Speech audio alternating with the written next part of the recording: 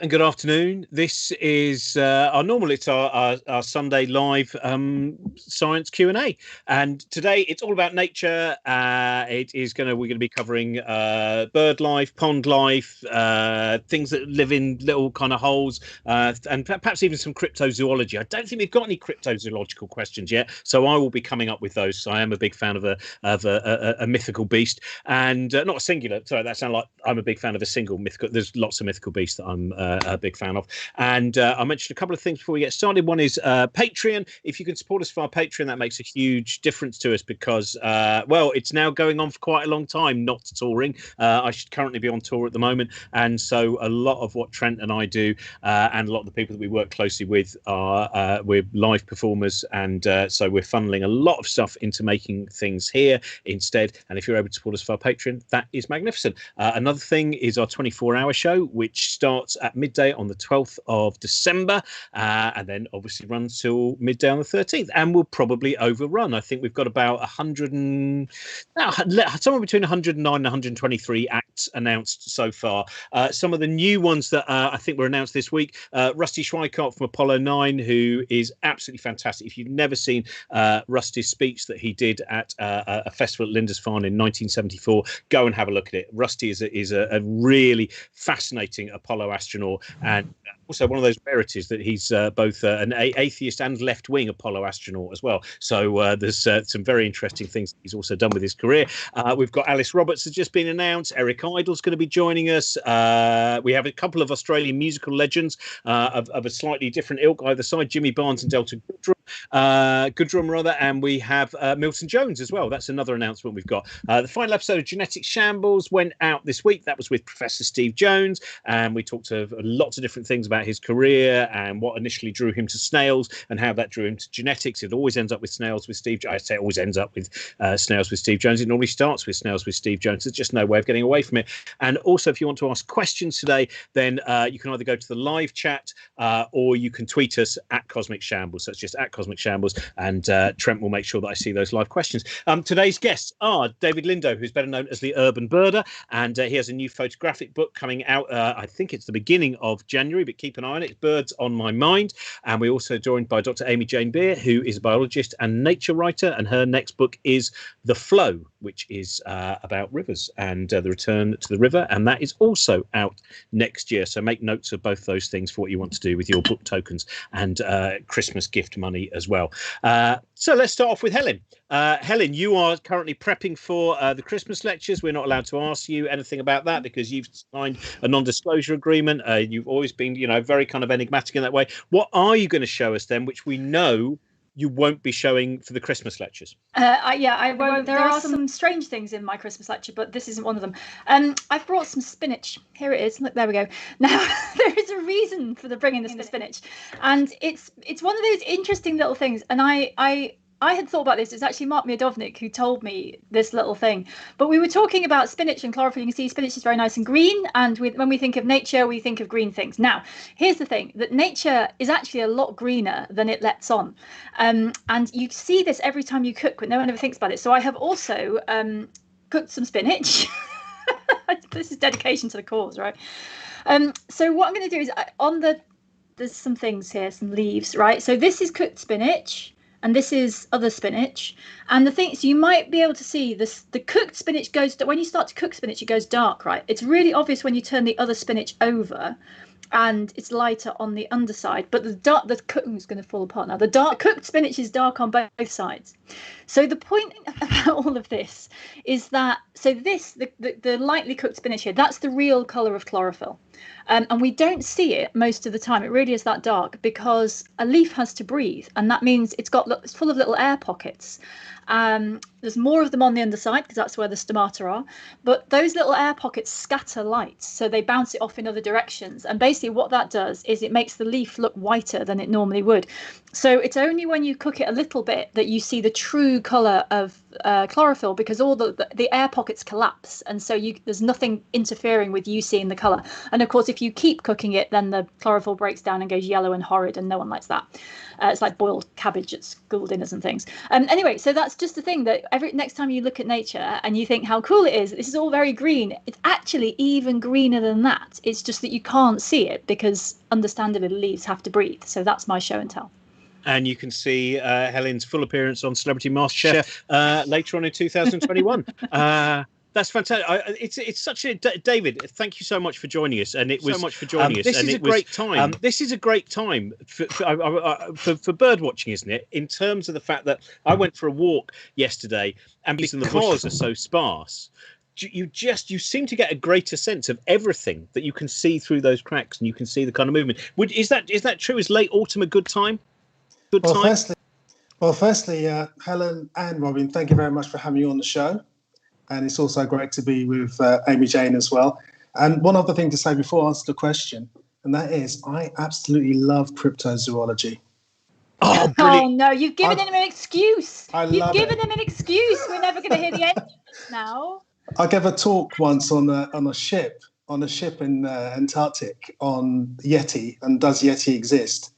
It was quite fascinating. So now right, so everything's changed now. Because it is. I'm not sure how old you are.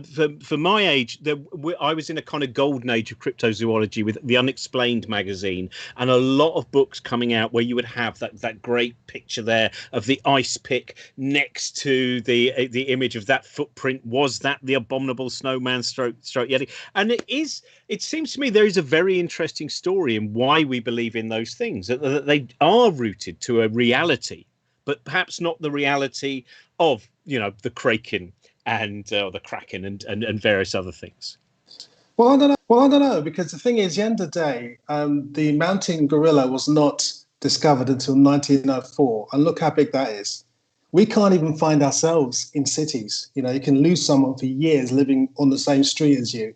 So why can we say, or how can we say there's no Yeti? That's my feeling. I think that, this creature is quite an intelligent being that knows to keep well away from us. And I really feel that, especially given that everyone seems to have the same kind of sighting all the way around the world, even though they haven't been talking to each other for centuries, there must be something going on. Well, one of my favourites, I have to say, is I just read this the other day. I think it was an edition of the 14 Times. Different theories of the Loch Ness monster. One of them was that it is the ghost of a dinosaur that used to live in that area. That, to me, then adds so much. There's so much fun there. And it's not. It doesn't even have a material existence. It's a ghost of a dinosaur. Anyway, that's not what we're meant to be talking about. But start sending your questions in about Yetis and about Bigfoot now, because we know we can deal with this. So, what have you got for your show and tell, David? Have I got show and tell? Oh, don't worry. The brilliant. Well, your show and tell was your interest in the Yeti. Exactly. Brilliant. That was a brilliant show and tell. One of my favourites. But to answer your question about autumn is a fantastic time for watching birds, by the way. And you're right. The fact that there's less leaves on the trees means that you can see a lot more, and that's really good. But the other thing is the fact that it's such a season of flux. So you've got the summer visitors still going, you've got the winter visitors coming, so you get birds rubbing shoulders that you would never see normally together. I remember once seeing a field fair on the path of my local patch in West London called Wormwood Scrubs, and next to it was a wheatear. Even though further north, if you go to Scandinavia, they both live side by side, but in the UK, that's something you never normally see. So that was quite an experience. So you get that flux, and plus there's a lot more juvenile birds around as well. So the actual number of birds, the numerical number of birds is actually greater as well. Oh, fantastic. Well, we've got a lot of questions coming up on that area as well. Amy Jane, you're allowed 2 show and tells now. What have you got for us? Well, firstly, show and tell is one of my favourite things. I'm often told off for doing a bit too much showing and telling. I literally can't walk past a dead thing without wanting to kind of gather it and take it home and preserve it in some way. But the important point is, do you ever see their ghosts knocking around Loch Ness? I I have been to Loch Ness and I didn't see any ghosts or any more solid corporeal monsters, but maybe I was just looking the wrong way. Yeah, so I do gather these things. My freezer is absolutely full of dead wildlife. Not so long ago, my husband went in there and had a bit of a rummage and sorted it all out, so that at least when he's going in there for peas or sausages or something, he doesn't come out with an edible dormouse or a stoat or a well, various birds. I think at the moment in there's a sparrowhawk and a house martin and a blackbird and a whole nest full of baby blue tits. Can I just check, by the way, do you have a separate freezer for your food? No. And again, I'm presuming none of this is used for food. Right, okay. So every now and again, you might pick up perhaps some broad beans and go, that's where that shrew went. Yes, exactly. Exactly. Especially the small things that do tend to sift down towards the bottom. So yeah, I had a little rummage in there earlier to just remind myself what was in there. And in this reorganisation that Roy's had, he's very helpfully labelled things. So there was a margarine tub that said albatross on it, and it had a house martin in it. So he's really helping that process. And actually, Robin, you're like this. There was a tub that says Brian on it, and that's got a tree sparrow in it. I suppose the tub saying stalker is very disappointing. Yeah, indeed. So have you got one out for us, or you your own show and tell? We found this woman who has a fridge full of dead dormice. I haven't brought you out because of the thawing issue. I'm not going to show you one of the frozen things, but I will show you this beauty, which is one of the things that made it.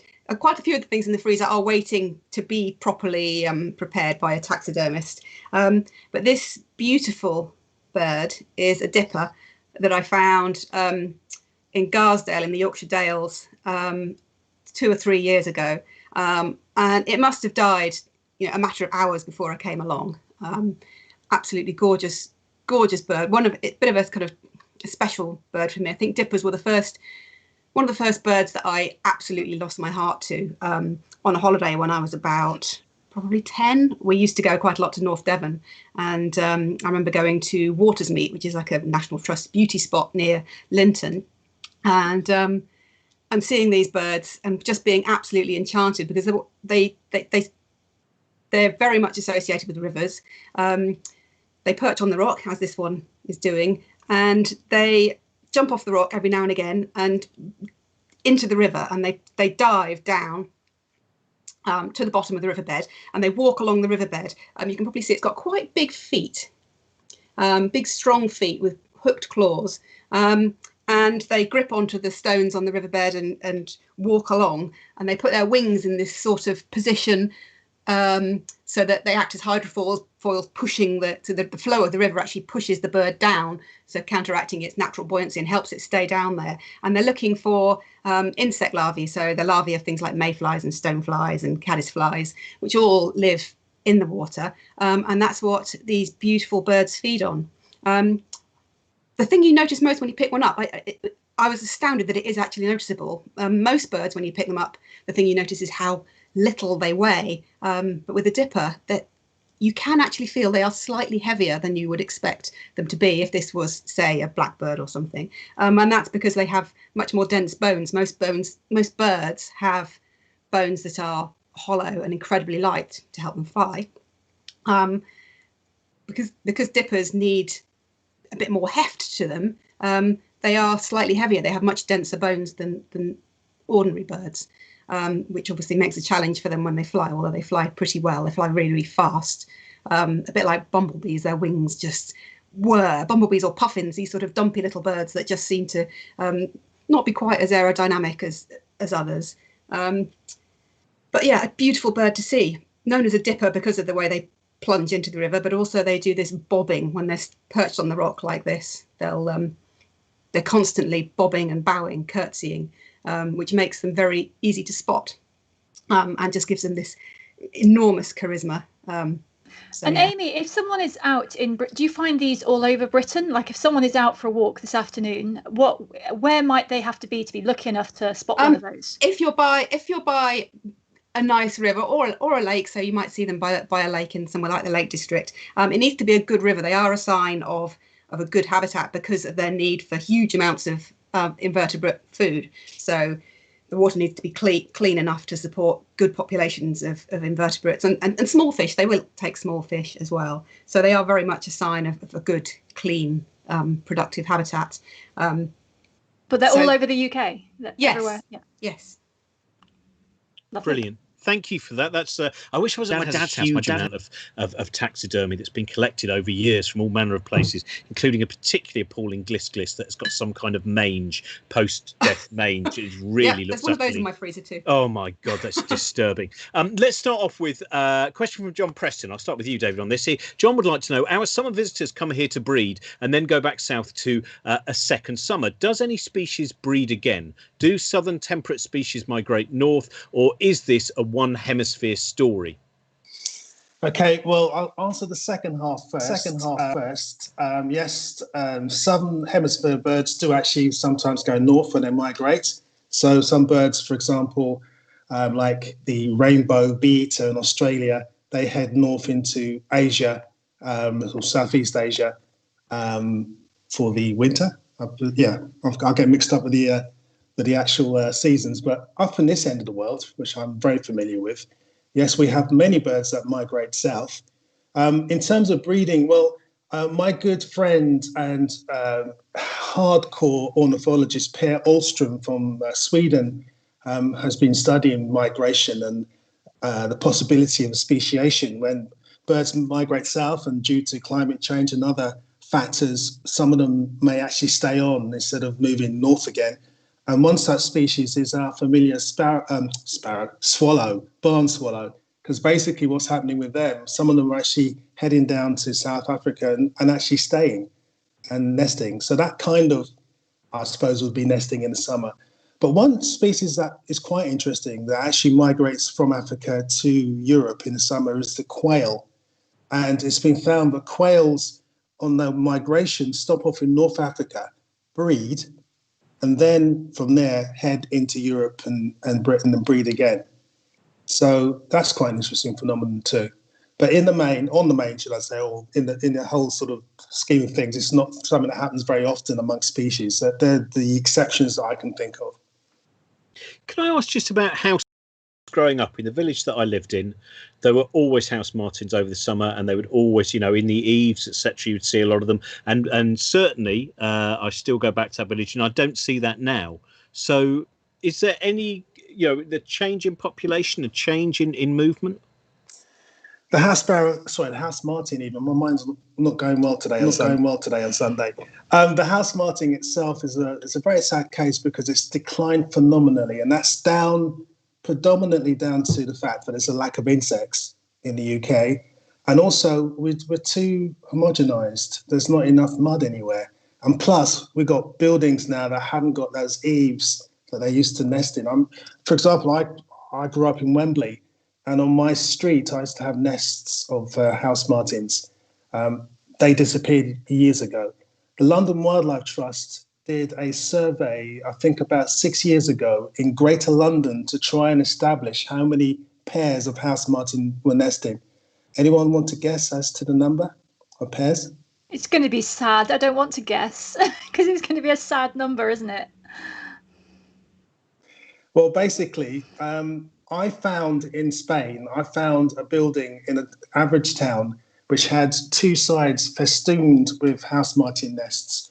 And there were more house martin nests on those two sides of the building than the whole of London. So basically, they found around about 200 pairs in London, 200 nests in London. And so is that getting worse? I mean, is there any sign of that turning around, or is it just all downhill for the house martin? Well, the thing is, I think there's, some areas where, people are pointing out house martin nests, or, the pre-made ones. But I think it's hard to say because I don't actually know the full figures at this point, but I know that when I last sort of checked into it, they were declining phenomenally. I don't see them that often in London, for example, apart from being on migration. Elsewhere, for example, I'm now in Spain. I'm in southwest Spain, and they nest practically, they're here practically all year round. During the winter, there's very few, but there's still, I found them nesting 2 years ago in December. But there's thousands of them. And even here, the population's diminished slightly. I mean, hardly noticeably, but you can see it's diminished. And that's because people have been smashing their nests off their buildings because they hate the droppings. And it's easily solved by putting out a wooden shelf to catch the droppings, but they don't really think of that sort of stuff around here. But in the UK, it's a sad story, because I think it's a problem with many insectivorous birds like swifts as well. I mean, the lack of insects is fairly obvious. Yeah, that is very sad memory I have. Amy Jane, question for you now. This is someone who knows you go snorkeling in rivers, and they would like to know, because they said their ultimate species for filming is the pike. What is your favourite species of freshwater fish? So snorkeling in rivers is something I started doing just this year. I spend a lot of time by rivers and on rivers, and I swim in them, but the final barrier, if you like, was going under the water, putting on a mask and snorkel. And I have to say, it's just transformed my view of fish, which, to my discredit, I hadn't really engaged with native British fish before. I've seen them diving on, Barrier Reef and places like that, and that's always glorious. But I just had this idea that I knew we had fish and they were probably quite interesting, but they're all sort of dullish colours or silvery colours. A lot of them look rather similar, and they're actually quite hard to watch. But putting on a mask and snorkel and going, obviously it needs to be a nice clear clean river, and going below the surface and meeting fish in their element, it's just been absolutely extraordinary. And to get to know them as animals that do have character and personality and something about them has been wonderful. And I think probably my favourite would be minnows, which are can be incredibly common if you're in a decent clean river. They like sort of well oxygenated water, so the same kinds of river that you would find salmon and trout in. And they are the most amazingly charismatic little fish. They get to about 12 centimetres long, a good size one. So they're bigger than most people imagine that they might be. But that's big enough to actually sort of see their behaviour. And they're incredibly curious and gregarious. So they kind of flock up to you. If you're lying face down in a river with your hands and you just wiggle your fingers in the water, they'll come and see what these weird sausages are.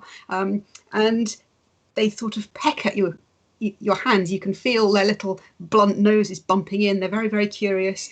And when they're that close, you can see that they're very, very beautiful, actually. Their skin and scales is a sort of brown and khaki mottled, beautiful marbled patterns they have.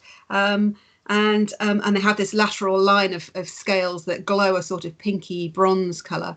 And when I went in the river with them in June, they were all in breeding condition. So the males have a lovely pinky red flush to their bellies, and they had these little white bumps on their head called tubercles, which they use for sort of rubbing up against the females and giving them a bit of a thrill. So yeah, for their curiosity and their braveness, and their interest in me, and it's not fear. If you move suddenly, they'll flick away, but they can do it with such consummate ease. They weren't afraid of me. They were curious about what I might be and what feeding opportunities I might have brought to them. But just absolutely wonderful, friendly little creatures. And when you're close enough that you can see their gill covers opening and closing, and you can see the delicate tissue of the gills inside, it's just an intimate experience, which, you wouldn't get that with a wild bird, for example, or a wild mammal. But so to have a native British animal approach you so fearlessly and let you get a really good look at it, yeah, I'm going to go for minnows. I always like it when the panel start a war very casually. Not like birds. Birds certainly aren't as good as these brilliant fish I've seen. So the war is now on, obviously. This is with the... it reminds me, there's a Desmond Morris book, isn't there? Quite an early one, I think, before he became famous for Human Zoo and Naked Ape, all about kind of river life, isn't there? I remember reading a very long essay about the sexuality of sticklebacks, I think. Oh, sticklebacks, yes. They have a very feisty sex life. Well, it's worth saying I've got a bee in my bonnet about the Thames, which is an estuary down here in London, and it's brown, and so people think there's nothing in it, but So you could snorkel in it, but as Amy has pointed out, you wouldn't see very much. But it is full of fish, and it really bugs me. You know, I've been down for fish sampling. I've helped out with fish counting activities, and you don't, in the spring you can put in not a very large net, and it comes back full, and then the juveniles at that time of year.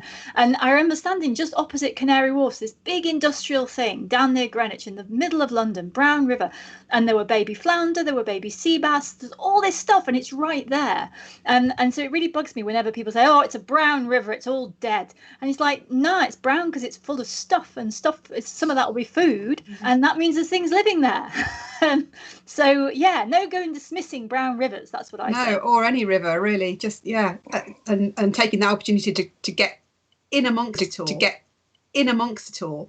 A river is when you're in a river, you can see that it has a topography to it. So if you're close to a riverbed, you can see that it has dips and troughs and valleys and sort of the equivalent of forested areas where there's weed and caves and all these sort of microhabitats within the river that if you're just looking down into it from above, it's difficult to see sometimes past the reflection on the surface of the water, or past the water itself if it is cloudy or silty or full of algae or whatever. But you can just see that this three-dimensional habitat once you're part of that element. It's a complete eye-opener. It's funny, my first experience with a river was actually when I was a kid in Wembley. We had the River Brent running through, and it was basically a concrete canal with shopping trolleys and scooters chucked in there, and the water had oily film over it. But even despite that, you know, if I was going to be asked the same question as you, I would have said stickleback without a doubt, because I used to collect them. But also, I saw my first kingfisher, my first moorhen, my first common sandpiper on that polluted river.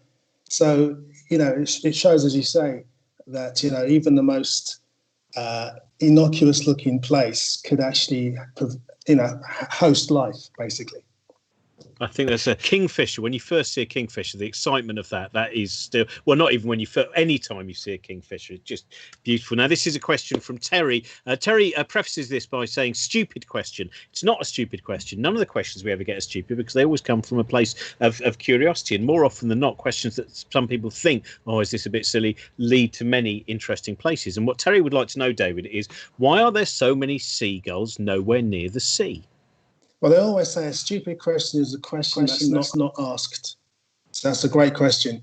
Well, the bottom line is, unfortunately, lack of food.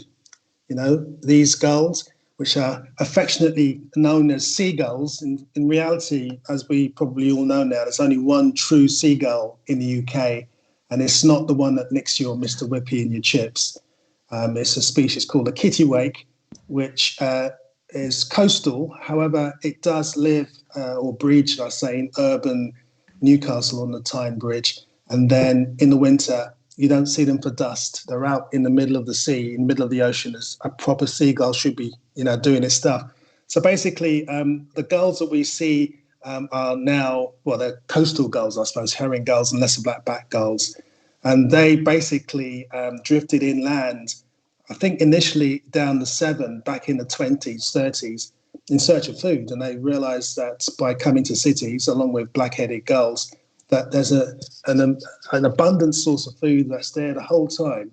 And it kind of makes sense, instead of, roughing it and trying to sort of, have a meagre existence on the coast, to come inland and have it much easier. So that essentially is the reason why there's fewer gulls on the sea, coastal areas as they should be, and most of the populations are actually inland. But that said, the herring gull and the lesser black-backed gull, both species that are familiar to people very familiar to people in Gloucester and Cardiff and places like that, are indeed red listed. Their populations are quite low, and the lesser black-backed gull in particular, its population's basically just in northwest Europe, and it's a threatened species. So, yeah, that's the main reason, the fact that there's easy food. I find it's a very that urbanization idea, which is because I remember probably when I was 10 years old, maybe a little bit older, when there was a show from the Bristol BBC Wildlife Unit all about foxes in a city, and it was a stunning. Oh my God, have you heard about this? Whereas of course now everyone is quite blasé about the fact that if you walk through most cities and if you go near the bins, after 10, very often when I've been walking back from a gig, I will see a fox, sneak out of a graveyard, get to a bin, see me, pretend it's after nothing, and then disappear. It's an interesting change, I suppose, in my lifetime, in 40 years, it feels like, anyway. That's not my lifetime, although I'm 51. I mean, as in, I don't think I'm lying about my age, but it does seem to be quite a noticeable, quite an observable change. Yeah, it's interesting about foxes. Do you realise that they are the most widespread species after man on the planet?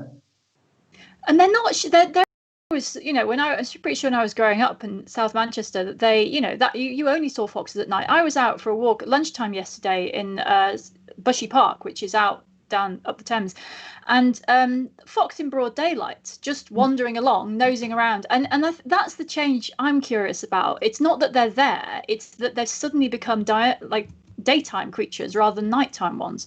And does anyone know? Maybe some of the listeners know. If we don't, I don't know. Well, I think it's down to the fact that they realise they're not being predated, and there's good food sources, so you kind of don't need to be as secretive as before because they can get away with it. I think it's one of those things that has gradually been learnt through generations, that you can come out and forage during the day because you're not going to have any drama. I mean, obviously there's dogs and there's cats and there are people, but I think they've actually learned, because they're quite wily, aren't they? They've learned that they can actually come out and do that. And you notice that in populations of other species around the world. Some birds, for example, very shy. I mean, even let's bring it down to urban. Urban birds are much more unafraid of humans as they would be in the countryside. So a wood pigeon, for example, you couldn't get within half a mile of one in the countryside. Yet in Trafalgar Square, you're tripping over them, and that's because they understand that there's less chance of predation, and the fact they can actually get away with things. So I think they actually understand that and develop their behaviour accordingly. Amy Jane, this is now an animal which is less populous now. Nigel has a question about squirrels, and he would like to know, so I've often heard that the massive decline in red squirrels was a result of the introduction of grey squirrels. If true, why did the greys thrive when the reds didn't? Well, he's absolutely right. That is true about squirrels. We've been having a lot of trouble with grey squirrels here recently. They've done very well this year. I think this abundance of this spring and summer has meant they've had fantastic breeding success this year. There are more of them than ever, and they're driving my dog absolutely insane by raiding the bird feeder outside the kitchen window where she can watch them. So yes, we've been cursing the squirrels. So they were introduced to Britain in the late 19th century, so about 140 odd years ago they've had, and they've spread from several points of reintroduction, and apart from some areas of Scotland and famously places like the Isle of Wight and Brownsea Island, a few small areas, they've managed to keep them out. They're pretty much everywhere, and as they spread, sure enough, the red squirrels have disappeared. And initially it was thought that this was purely a result of competition, that the grey squirrels were just out-competing the red squirrels mainly for food. Grey squirrels quite a lot bigger and heftier than a red squirrel. People considered at one point that it might be that there was some aggression there, that the grey squirrels were actively fighting off the red squirrels in some way. That doesn't seem to be the case, but they are out-competing them for food, so they eat much the same sorts of things. Importantly, with grey squirrels, they're able to eat a slightly wider range of foods, and they can eat things like acorns and other nuts. They can eat them when they're not ripe, whereas the red squirrels tend to wait for them to ripen. Whereas the grey squirrels are much more tolerant of all those bitter tasting chemicals in nuts and seeds that the plant is producing to try and stop animals eating picking the nuts before they're ripe. But the grey squirrels, that doesn't bother them at all, and so they'll eat acorns and hazelnuts, that sort of thing, much earlier than the red squirrels will, and often raid the red squirrels' caches. They're a bit better at doing that. So there's this competitive relationship, and they tend to win out over the reds. But even so, the rate at which they were displacing red squirrels was much, much higher than you would expect if that was the only problem. And what we now know is that the red squirrels carry this awful virus, which is known as squirrel pox. It's a virus, so related to chicken pox. For red squirrels, it's fatal, and fatal in the most awful way. They come out covered in lesions, their eyes and their ears, and their mouth, which means they can't feed properly, and they very rapidly lose condition, become very weak, very vulnerable, and die. Even if the disease doesn't kill them, then they're likely to be predated. So the red squirrels die out incredibly quickly. Within a few years of grey squirrels arriving in an area, the red squirrels tend to be gone. And so this grey tide swept through the British Isles. And it's not just a problem for the red squirrels. You know, grey squirrels do damage to our trees. They like to strip off the bark to get to the soft, sappy wood underneath, and eat that. And if they do that round the complete circumference of a tree, then they've taken away all the tree's plumbing, effectively. That sappy layer is where the trees... the sap needs to rise from root to branch to leaf tip, and so a tree can die, or a branch can die. So they'll quite often do it around a branch, and that branch will wither and die and snap off. So they're a problem in many ways, and that's not to say I've got anything personal against grey squirrels. You know, they're charming animals, but they're charming in North America, which is where they came from. They were brought here as a novelty, and they certainly proved to have an impact. It's not all completely bad news. There are places where red squirrels are recovering some territory, and that's generally with our help. So they can fare better than grey squirrels in areas where it's mostly coniferous forest. Because they're smaller and lighter, they can get out along branch tips towards the end. So in trees that bear nuts and fruit and cones at the tips of thin branches, red squirrels are a little bit more nimble and able to get out there and maybe collect those kinds of food. Whereas a red squirrel is a big fat red squirrel coming along a branch. The branch is likely to bend and knock it off before it can get there. So in some kinds of habitat, red squirrels can keep that upper hand. But of course, if there's even one grey squirrel there that has parapox and is spreading it around, then the grey, I don't think I said, the grey squirrels don't die from this pox virus, but the reds do. So how many colours of squirrel are there? So I lived in Toronto for a while, and it was winter, and it was very jet black squirrels, and it was a very mild, and they just got fat, and there were these really rotund black squirrels waddling around, and I've never really looked up whether there's other colours of squirrel. I think they're a variation of the grey squirrel, but yes, are there many? So they are quite variable. Yeah. Within species, they are quite variable. So there are, in parts of England now, there are populations of black-red squirrels, and it's just a colour morph. But they do seem to be, true to what you would have seen, the black ones do seem to be bigger and more aggressive. So it's possible that we'll start to see more. I think it's Cambridge somewhere. There's a population of black grey squirrels, and they seem to be doing better against the old-fashioned grey squirrels. So we may be even getting, another wave of even more, even feistier creatures. People do get very emotional, don't they? They do start as if there's a kind of conscious intention. If nature doesn't behave how they wish it to, they go, the lovely, lovely red squirrels, and then the grey squirrels, as if they were these kind of, Machiavellian plotting creatures, as opposed to merely another living species doing what it does. Now, we've got a question for you, David, which is, I've never heard, this is, do scarecrows actually work? That's a really interesting question. I'm not sure. I don't think they do, because I think initially when you put out a figure that looks like a human and hang CDs off it, it may kind of startle birds at first, but then they get used to it. And I've been past many fields with some kind of effigy that's supposed to scare off birds, and they're just all hanging around it. So I'm going to stick my neck out and say not really. They're fun, because I forget where it is, which northern town has that wonderful Scarecrow festival. I think it might be somewhere up towards Lancaster, and there's a great book of all of, that one day of the year, where it might even be the whole week, where the streets are just filled. But I think, yes, they are they're ornamental rather than...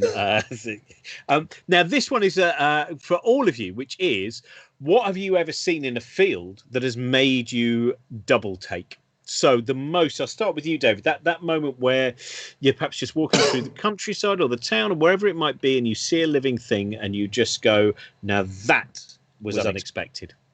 Can I give you a foreign example, or do you want a British one? No, you can do it wherever. It's your double take. Okay, well, basically, I was in Yucatan, and I was in a place called Coba, and there's this lake that's fringed with reeds, and I looked at, this was back in 2005, and I looked at my bird book, which was pretty, wasn't a very up-to-date one. And it said that there was this bird called a spotted rail that lived in this particular area, and it was the best place in Central America to see it. However, they hadn't been seen since the 1980s. So I thought to myself, well, you never know, but probably no chance. So I left my camera, not that it was a good one, but I left it in the hotel, and I decided to go for a walk around the reeds, and I noticed this bird called an hinga, which is like a cormorant, but it's kind of sharp at both ends. It's got a really sharp beak, and it spears fish. So I was watching that hinga. I sat down by the reeds to watch it, so my head was just above the reeds. And as I was watching, I saw something rustle in the actual reed itself, and out popped this warbler. And I thought, that's nice. So I was looking at the warbler. As I was watching the warbler, I heard another rustle.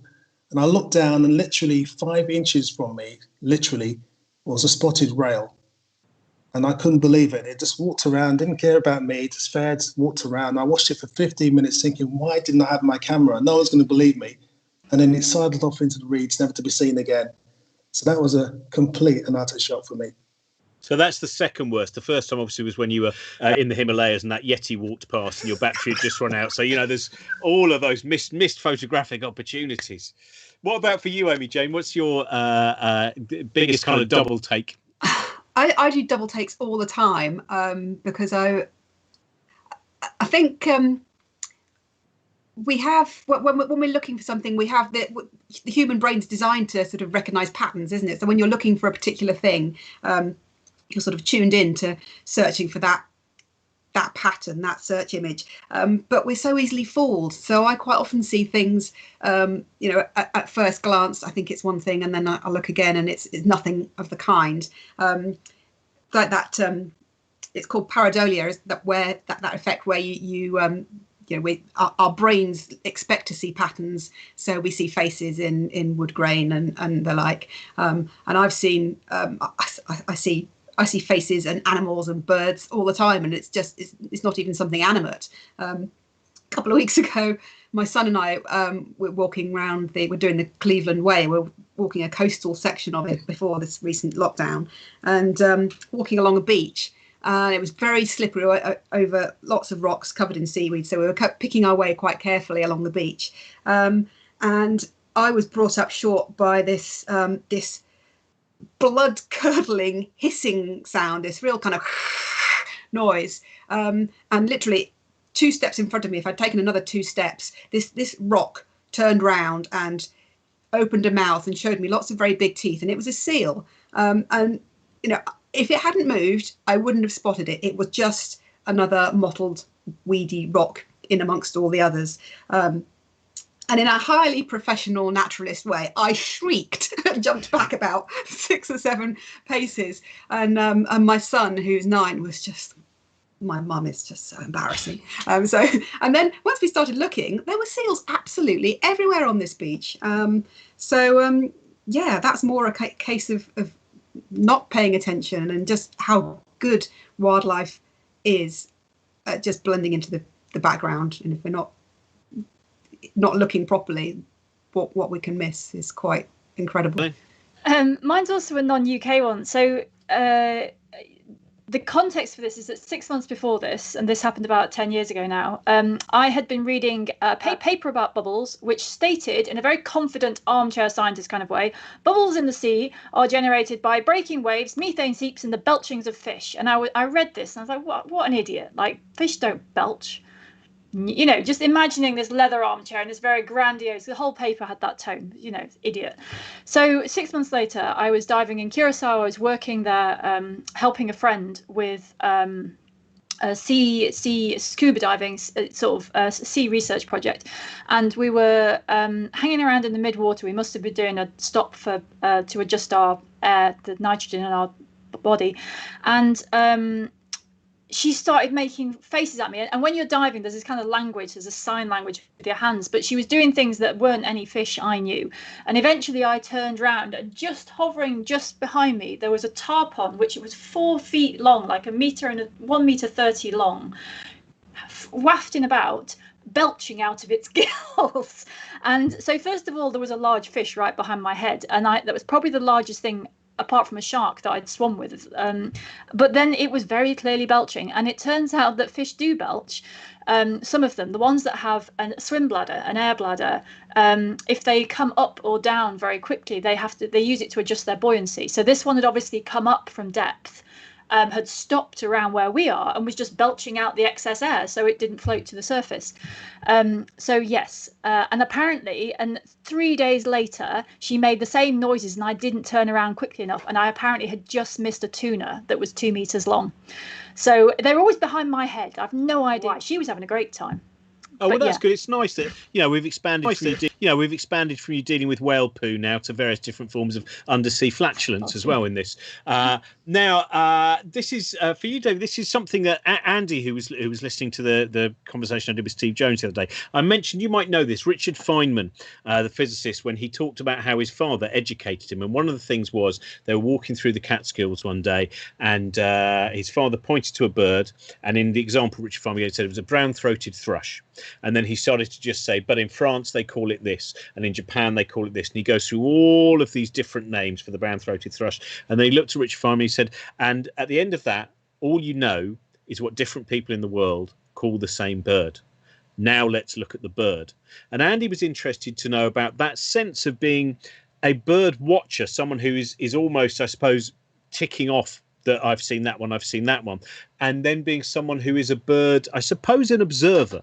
That difference between, it's not just about seeing, it's about thinking why. And I suppose that is true of many different kind of hobbies. There is that divide between the ticking off and the obsession about what makes that thing what it is. Do you see a line there? For me, birding is spiritual. It's not even about ticking, even though obviously it's nice to know what you've seen or what have you, but for me, it's a spiritual thing which grounds me, which makes me feel good. Birding actually makes me feel good. It's actually more than seeing the birds. It's the fact that I'm out there doing it. So, yeah, there are people out there who are very keen on keeping lists and who rush from one end of the country to the other to tick off a new bird on their list. I was one of them once. But as I once said in one of my books, I said, it got to the point when it felt like a series of really bad one-night stands, because you get excited about seeing the bird, and then when you actually get to the point where you can see it and it turns up, if you're lucky, you kind of think, was that it? And you feel cold and empty as you leave. And that's when my turning point was then when I realized that actually it's more than just about ticking off birds. It's actually about enjoying them as creatures and enjoying how they make you feel. So, going back to that example, it happens all the time. There's many species that I've found. Not that I know what a brown-throated thrush is, by the way, because I've never heard of it. But anyway, there's a possibility Richard Feynman made it up, because he also said his dad clearly made up nearly all the names that he said. He was just making noises. Yeah, that's probably it then. But it doesn't matter what you call it, because when I was a kid, I had no one to show me anything. I didn't have a mentor. And I was born with an innate interest in wildlife. It started off actually with invertebrates and moved on to birds. And, you know, my parents didn't know anything. They were quite surprised that their son was interested in birds. So I taught myself. And at first I called birds as I saw them. So sparrows were baby birds, starlings, mummy birds, blackbirds, daddy birds, crows were uncle birds. I had no auntie birds for some weird reason. And now I'm finding in older age, especially now that I'm sort of traveling a little bit more, I'm seeing birds. I'm thinking, actually, I don't know. I'm not sure what it is. So I just called it, well, I think it's a yellow-throated thrush or whatever. I just call it as I see it because it doesn't really matter what it's called. It's all about what it brings to you. So, yeah, I think there is that kind of distinction, but I think a lot of people who observe nature, and I'm sure everyone will agree on this, basically, it's what it makes you feel like. It's how it leaves you, you know, and that's something that you can never, you can never replicate. It's something that's amazing that happens to you when you go outside your front door, no matter where you are, in the middle of a city, in the middle of a jungle, doesn't matter where you are. When you connect with nature, there's nothing more beautiful than that. See, that's an interesting thing, I think, Fern. I'll ask all you about this, which is, I think in a lot of areas of science, there is a wariness of talking about your transcendent moments, talking about those. I was thinking when you were just talking about that, there's a beautiful piece by Iris Murdoch where she talks about being in a particularly frustrated mood and particularly and then she looked up and she sees a kestrel, and at that point she kind of could be the kestrel as well. There is suddenly a loss almost of the boundary of your own body. Everything just becomes this big picture of nature. And I do find that talking to people who work within your areas, there is less of a wariness, or certainly now, to confront sometimes the beauty of being lost within your discipline. That those moments when you're not actively being assigned, or even when you are actively being assigned, there is an allowance to go. And then I became lost in the picture that I was studying. Would you say that that's fair, Amy Jane? Definitely, and I agree with you. That's something that seems to we're a lot less shy about admitting that now. Certainly for me, in the last I guess 10 years, probably, I've become much more willing to talk about how I feel about nature and wildlife, and to engage with the idea of love as being just as important as the sort of empirical side of science, and even things like magic. You know, the concept of magic. I'm now perfectly comfortable with that, and it's just magic for me now is magic and nature and God are three things that are the same. I don't have religious beliefs, but I understand that feeling. I just call it something else. And for me, that is nature. But and magic. Magic is wild magic is the original magic. And I think we sort of we've got the idea that it's become something else, and actually it's not. And just linking to that idea of knowing the names of things.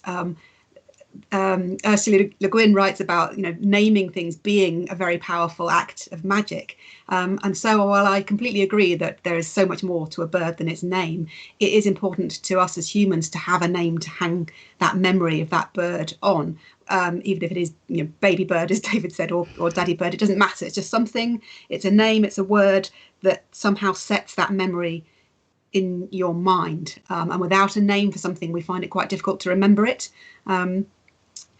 Which is why one of the reasons it's very important to me that young people learn names for the things they see. Otherwise, nature just becomes this sort of blurry green backdrop in which there are no individuals and there's nothing special. But as soon as you know that bird that you hear every spring, that chiff, chaff, chiff, chaff, has a name and is a bird, and then you realise that I didn't hear that last week or all through the winter, and it wasn't here because it's a migrant bird and it's just arrived. That name comes with a story, and that's part of the magic of naming things. And why not call it magic? If it feels like magic, then why not call it that? And I think certainly in the natural sciences, I think people are engaging with that a lot more, and that's a really healthy thing. That's a whole new discussion, which we haven't got time for because we've got 4 minutes left, because I think there's very interesting things there. Helen, I'm going to ask you next week about your transcendent moments, because I better quickly rush through some of the... this is just from Damien. I wanted to ask this because, Damien, we have a small backyard at our house in Reading, and my son wants to put a bird feeder in the backyard. So after any advice, really, of what is the best thing to do. So in Reading, small backyard, Damien's son wants to put up a bird feeder. What is the best way of kind of setting this up, David? Simple bird food would be seeds, i.e. sunflower seeds, which are very good actually, or Niger seeds. Put them all in a feeder, stick them up in your window. If it's a small garden you got, put it in your front, on your back window or something, or put it up in a bird table. Also, don't forget about the birds that feed on the ground. So maybe put a ground table down with sultanas and mealworms if you can get them. Remember to take the table up every night, because otherwise you'll be attracting some unwelcome diners. And every day, put out water. It's important to have water, fresh water for birds, and then try that. I mean, I can go on for ages, but that's basically the bottom line. Great starting point. I've got another one as well, Amy, for you, well, for both of you, really.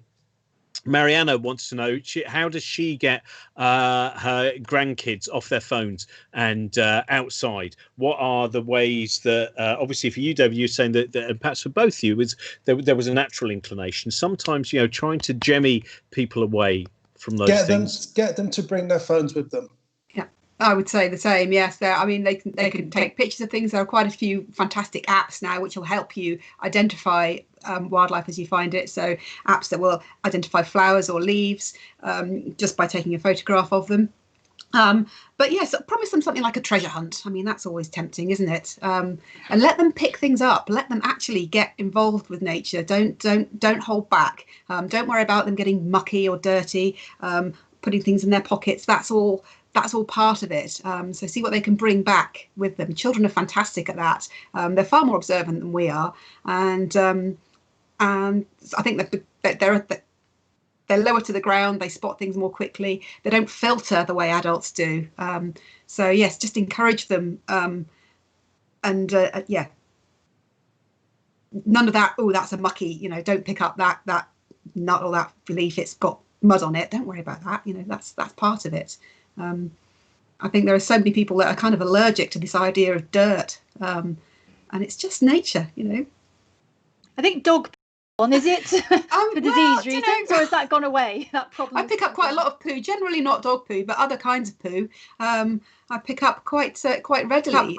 Quite readily. It's one of the you can pick it up and have a sniff and work out what shat that. Is a wonderful book with that title. So yeah, you can wash your hands afterwards. Hugh Warwick says otters are his favourite. He insists. He said there's a kind of smell of jasmine and Earl Grey tea and just a little bit of fish. But he said they're his favourite. Thank you both so much. We didn't have time for all the questions. That was but that was great. And it was I mentioned that David has his book out in January, the new one, which is Birds on My Mind. But go and look at some of David's previous books as well. Birds on My Mind, which is predominantly a photographic book, isn't it, David? It is, yeah. Photographs for the last 10 years or so. Brilliant. So that's out. And Amy Jane, when's yours? When's the flow out? That's the flow is actually been pushed back now. It's going to be early 2022 because of all things pandemic related. It's delayed some of the work, but. Well, it's nice to have something to look forward to in what we see as a longer future as well. Helen, good luck with your. I know you are working really hard on the Christmas lectures. And are you feeling? What is the level of excitement now? I'll be excited when I can do it. There's always a nervousness in the last preparation because you worry once you've got to the point where you're about to start, you've done all the preparation or you haven't. But the worry of not having done enough preparation, that's the worrying bit. So I'll stop worrying when it starts. But it's all good fun, and the demo team there are amazing. So that's brilliant. No, I'm very excited by that. And and just mention, as I mentioned at the beginning, 12th of December, we're starting at midday, a 24-hour show. We've got an incredible lineup of people. We've got quite a few astronauts. We have many across the disciplines of science, and we have comedians and all of those normal things. 24 hours of that stuff. We've got people from Australia and America and Scandinavia and all over the shop. And if you go and find out about our show, 9 Lessons of Carols, it's not isolated people, is it? I can't remember exactly socially distanced people, which is a replacement for all the shows normally doing at Hammersmith Apollo in King's Place, and we're using that also to make money for some of the charities that we've chosen this year. So if you're able to help kind of fund the show, we're using that money to spread it amongst I think we've got 3 different charities this year. Go and find out about those. As I said, if you can support us via Patreon, that is fantastic. We've got a new series of An Uncanny Hour which has started, currently working on one about David Cronenberg's The Brood, but the one we've got at the moment is about Hawkwind in the 1970s with Stuart Lee, Alan Moore and many others. Thanks for watching, and I hope you enjoy the stuff we've got coming out during the week, and we may well see you back here on Sunday. Bye.